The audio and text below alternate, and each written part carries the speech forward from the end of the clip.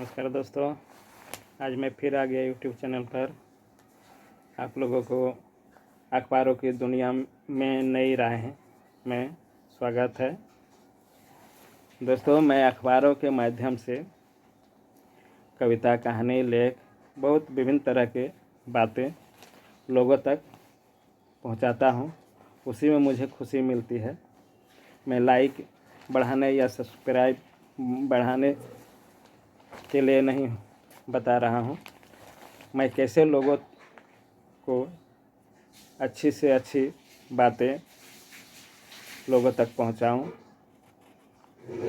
वही मेरा उद्देश्य है। तो दोस्तों, देखिए मेरे पीछे भी बहुत सारा सामान आपको भी दिखता होगा। ये मेरे घर से ही ऑनलाइन सर्विस में सामान बिक्री होता है, जैसे मीशो में, फ्लिपकार्ट में, अमेज़न में। इसके बारे में बाद में बात करूंगा। आज मैं अखबारों के माध्यम से कुछ लेख बता रहा हूं। बहुत अच्छी बात है, मैं बता रहा हूं। देखिए, दूसरों में दोष देखना, बहुत लोगों का आदत होती है कि दूसरों में दोष ढूंढते रहता है। कितना भी अच्छा करे लेकिन वो कुछ न कुछ नुक्स निकाल ही देता है।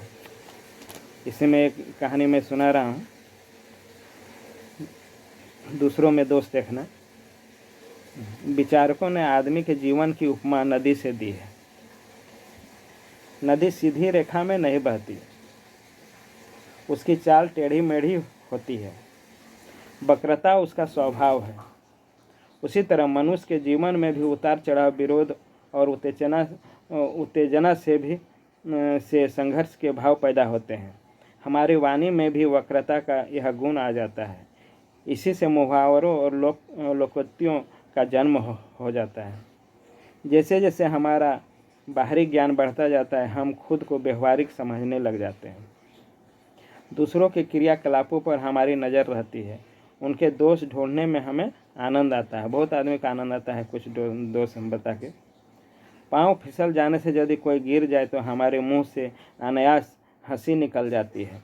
ऐसा इसलिए भी होता है कि हमारे भीतर एक सूक्ष्म प्रतियोगिता चलती रहती है, जो हमें विश्वास दिलाती है कि हम दूसरों से श्रेष्ठ हैं। हमारे श्रेष्ठ होने का भाव दूसरों को हमसे हीन और कमतर साबित करने में लगा रहता है। दूसरों में दोष देखने से हमारी निंदा की प्रवृत्ति भी संतुष्ट होती है। यह भी निंदा रस का एक साधन बन जाता है और हमारी अहम भावना इससे संतुष्ट होती है। इसे ही शास्त्रों में चित्त का कालुष्य कहा गया है।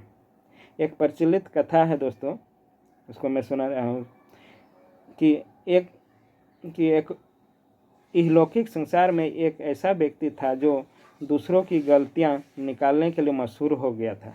जैसे चील की नज़र मांस के टुकड़े पर होती है, वैसे ही वह व्यक्ति अच्छी से अच्छी चीज़ में भी कोई न कोई गलती दिखाई देता था। धीरे धीरे पूरे विश्व में निंदक के रूप में उसकी प्रसिद्धि फैल गई। उसकी यह ख्याति लोक से परलोक तक पहुंच गई। नारद जी से उसकी ख्याति और प्रशंसा सुनकर विष्णु भगवान भी उत्सुक हो गए। उन्हें लगा कि वह तो सर्वज्ञ है, अंतर्यामी है, तो उनके किसी काम में पृथ्वी का एक मनुष्य कोई गलती कैसे निकाल सकता है। बहुत आश्चर्य हुए विष्णु भगवान जी।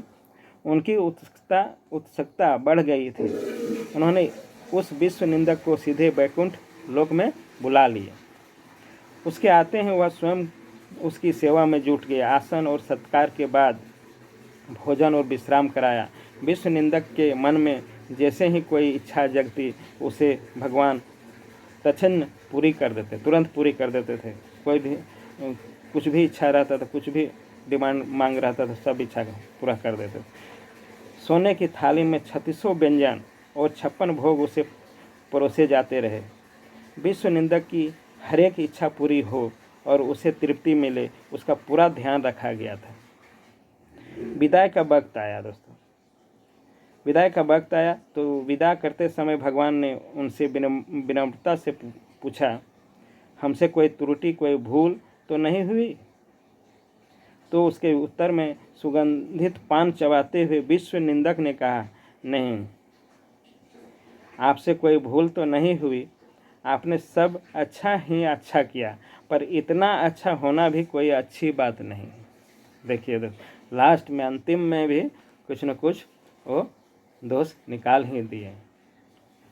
ठीक है दोस्तों, आप लोगों को यदि ये सब जो मैं कहानी कह रहा हूँ, बातें कुछ नई नई बातें अखबार के माध्यम से ढूंढ के आप लोग के सामने लाता हूँ, आप लोग को यदि पसंद आएगा तो लाइक एवं सब्सक्राइब कर दीजिएगा। ठीक है दोस्तों।